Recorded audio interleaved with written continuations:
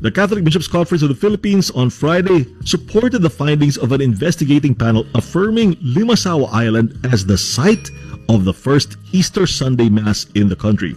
In a resolution dated September 25 and released just Friday, the CBCP said it concurs with the National Historical Commission of the Philippines, accepting the report submitted by a government-led study on the issue surrounding the liturgical event held almost 500 years ago. The CBCP, and I quote, stands by the proceedings and findings of a panel of historians reaffirming previous findings on the historic event, according to the resolution. It was signed by Acting President Bishop Pablo Virgilio David and Bishop Julito Cortes, head of the Episcopal Commission for the Cultural Heritage of the Church. The NHCP, or the National Historical Commission of the Philippines, earlier adopted the recommendation of the panel led by historian and national artist for literature Resil Mojares that Portuguese explorer Ferdinand Magellan and his Spanish contingent held the Mass in Limasawa based on a resolution issued in July 15. The commission had earlier determined that the 1521 Mass took place on the island of Southern Leyte province. In 2018, the NHCP reopened the investigation into the issue after receiving requests from various groups to resolve the controversy regarding the site of the first recorded Easter Mass on March 31, 1521. The requests were also made in time for the 500th anniversary of the arrival of the Christian faith in the country in 2021. Ayan. Sige, at tungkol dyan, kakausapin natin ngayon si Father Emil Quilatan, who is a noted church historian from the Order of Augustinian Recollects. So, ang tanong po ngayon, Father, siguro para sa mga hindi nakakalam, ano ho ba itong issue ng unang misa sa Pilipinas? Ang issue ng unang misa ng unang linggo ng pagkabuhay, no, ay talagang ang paniniwala sa una ay nangyari sa Butuan, sa Agusan del Norte. No, nangyari yan. No? At later on, no, there are new discoveries made on documents na hindi sa Butuan nangyari, kundi sa Limasawa. So the Butuan proponents oppose the transfer of the first Easter Sunday Mass to Limasawa. Kasi it's a long-held tradition, not only tradition, they have also historical documents to prove the claim, no, ang taga-Butuan ng Mindanao. However, with the new discoveries of the documents, especially the Chronicle of Pigafetta in the Ambrosiana Library, it shed light na hindi sa Butuan, kundi nangyari sa Limasawa. So yun ang nagsimula ang controversy. So imagine from the 1600s until 1898, ang paniniwala, even up to 1906, ang paniniwala nangyari sa Butuan, hindi sa Limasawa. But when documents appeared na hindi pala sa Butuan, nangyari talaga sa Limasawa. So yan nagkaroon ng controversy. So it was issued several times by the National Historical Commission, or at that time the National Historical Institute, NHI, naging NHCP, no? Na talaga after several hearings and several, we might say, investigations, I think there were 3 or 4 hearings. The latest one was last year. Talaga ang decision based on the analysis nangyari sa Limasawa. And yet, the Butuan proponent could not accept the decision. Ang kanilang laban ay talagang napakalakas at maingay kasi hindi nila matanggap ang desisyon. Father, alam kong kayo ay naging bahagi kayo ng nung diskusyon na yan. And please tell us your role dito sa usaping ito.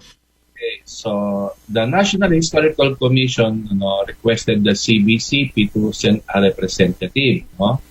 And head ng Episcopal Commission Episcopal Commission for the Cultural Heritage of the Church is Bishop Lito Wimeke Cortes, the Bishop of Dumaguete, and he asked the Church Historians Association of the Philippines to assist to assist him. So we attended a meeting sa Pius the 12th Center sa UN at inopen niya na kung pwedeng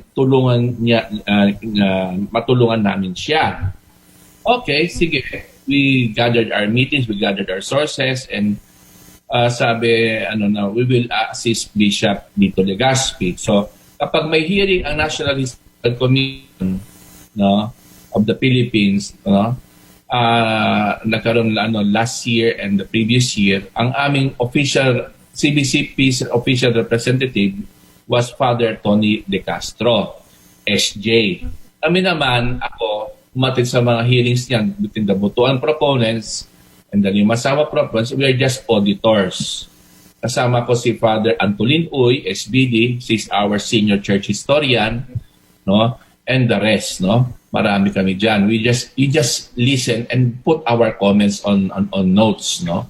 Then we forward it to the presenters. So we were just auditors lang. So I witnessed the presentation of especially the Butuan proponents, especially I was there in Cebu. Sige, para ma-review lang natin kasi interesting na itong bahagi ng kasaysayan at siguro nagbigay kulay ito sa ating paghahanda.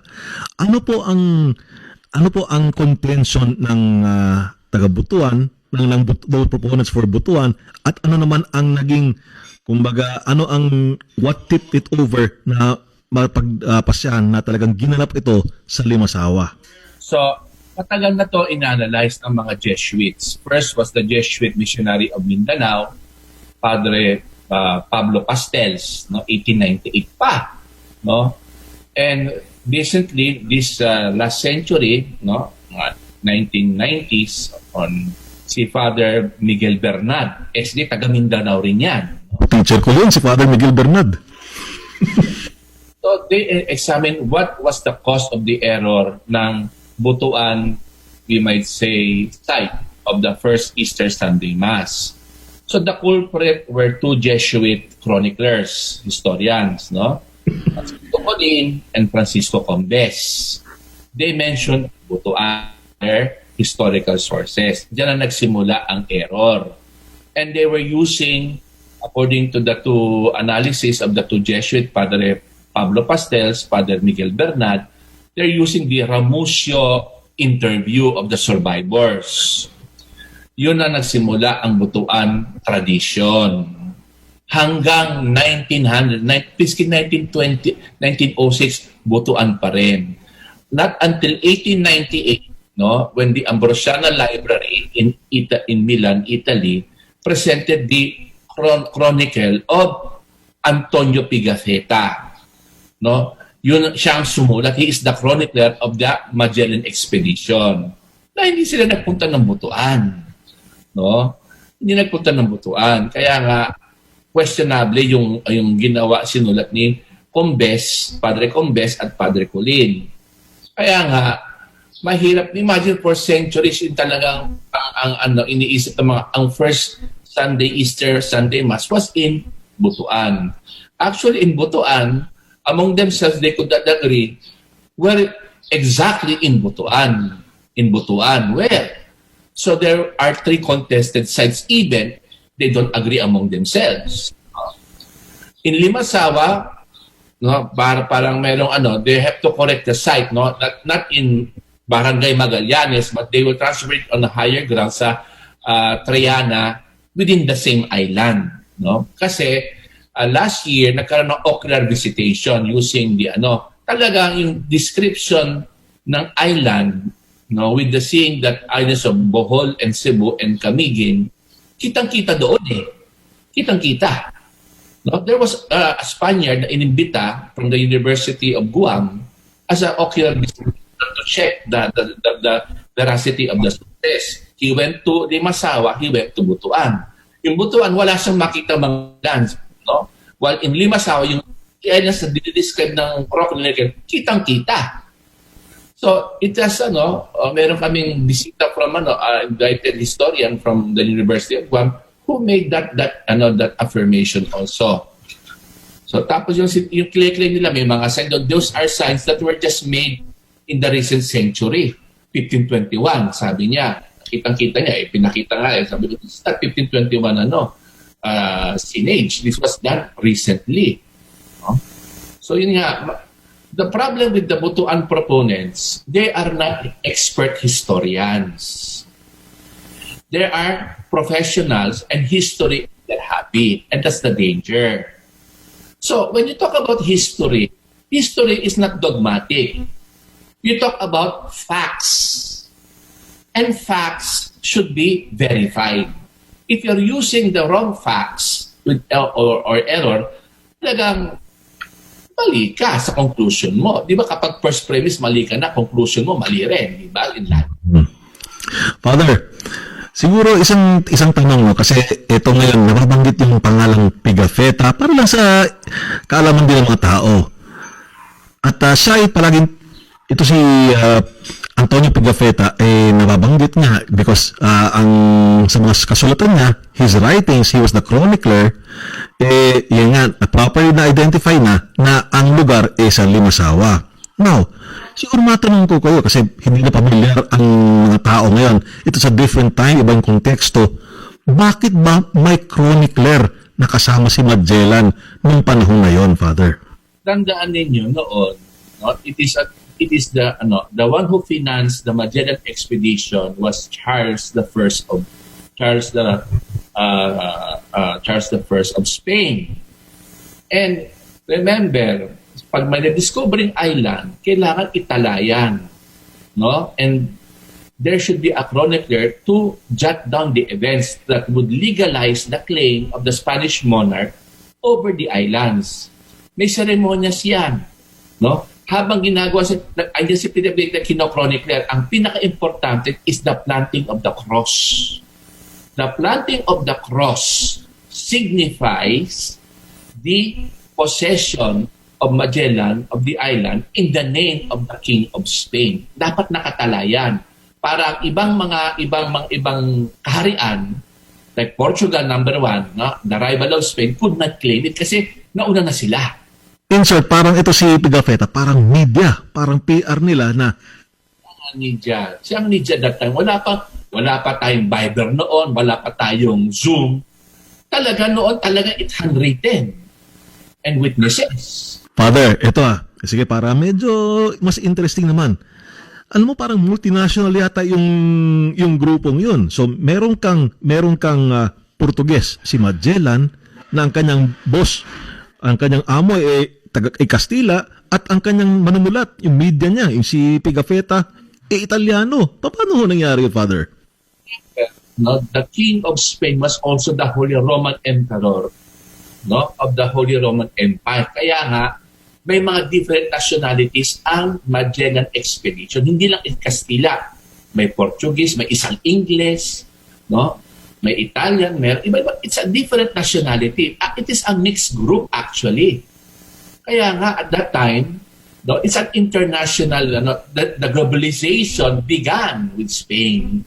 Kasi the crew of the Magellan is they are mixed nationalities.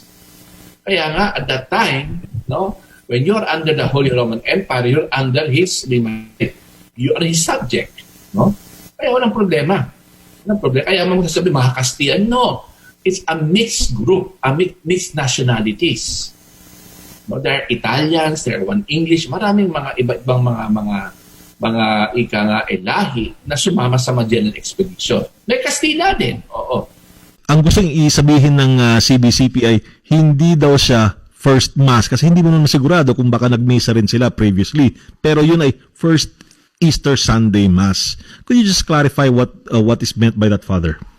So, we have to clarify. For example, in Bolinao, in Pangasinan, no, kiniklaim nila si Blessed Roderick of Cardenon, OFM, landed in Bolinao in 1300s and he said a mass there, according to tradition. Well, prove it, but it's not recorded, it's not accepted, it's only oral tradition. Now, remember, they arrived in Homonhon, Palm Sunday. And once they are in the island, it was Palm Sunday, as Catholics, they had to celebrate Mass. They could not celebrate it in a ship. They would celebrate it on land because at that time, Masses were prohibited to be celebrated on ships. So once they are in the island of Homonhon, hypothetically, because it was not recorded, they could have celebrated a Palm Sunday Mass in Homonhon Island.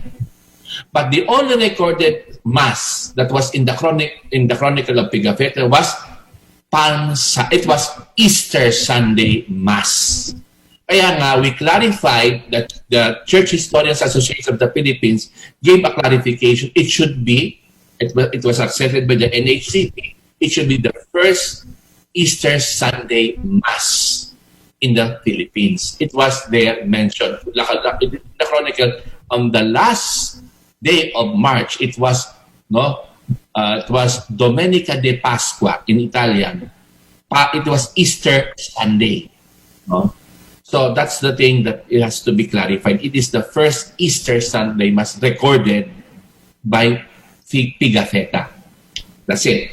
What should the reflection be on that Easter, on that first Easter Sunday Mass? So 3 points lang. First, the 1521 event was the first contact with Christianity in the Philippines. No? Our first contact with Christianity. And the first contact with Christianity were, we might say, recorded in two important Christian events. The first Easter Sunday Mass held in Limasawa, and the first recorded baptism in Cebu, in the tribe of King Humabon. So these are the 2 points. No? First contact lang yan. First contact. They are, we might say, highlighted with 2 events. The first Easter Sunday Mass and the first baptism held in Cebu. Third, the message that, remember, when we talk about baptism and Mass, these are basic and essential in our Christian lives as Catholics, Christian Catholics or Catholic Christians. Because the Mass and baptism are connected with each other. Now, once you're baptized, you have to be nourished by the Holy Eucharist. So these two are interconnected. No? That's why one of the things that we have to learn from the Magellan experience is the value of our vocation as baptized Christians. And as baptized Christians, we need to be nourished by the Holy Eucharist. Yan po importante. Yan nga ang first we might say, highlighted events that we have to learn from the Magellan expedition. The first introduction of Christianity, Catholic Christianity in the islands. Do not think of colonization has been a global, we might say, activity since the, we might say, 14th century and the 15th century, the age, especially in the 15th century, the age of exploration. Christianization and exploration go hand in hand at that time. Kaya huwag natin sabihin, we don't celebrate the colony. That's the effect. But what was important were the 2 sacraments that were celebrated in the islands.